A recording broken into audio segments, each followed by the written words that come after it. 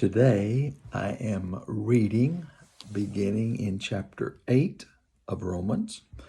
So let's read together and look closely at these English words.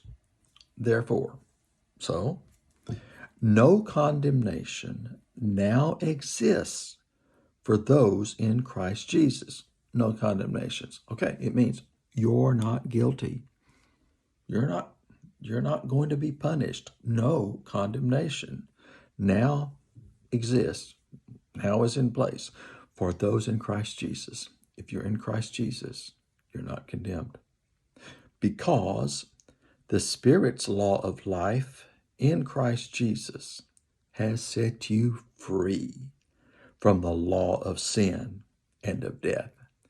Jesus' law, Jesus' Spirit gives freedom from that old fleshly spirit that brings death and sin that brought death, because we were born into that sin. Verse 3, what the law could not do, since it was limited by the flesh. See, Moses brought down the Ten Commandments, so the law was there.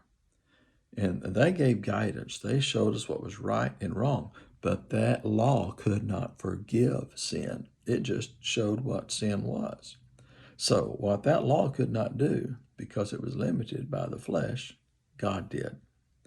He condemned sin in the flesh by sending his own Son in flesh like ours under sin's domain as a sin offering. Jesus came. God sent his Son to take that old fleshly sin and overcome it. Jesus came. And in verse 4, he came as a sin offering in order that the law's requirement would be accomplished in us, who do not walk according to the flesh, but according to the Spirit. Once we allow God's Spirit to guide us instead of the old spirit of this world, he overcomes that flesh, those sins which we will commit. He is greater. He overcomes it because we walk according to his Spirit, not by the flesh. Verse 5.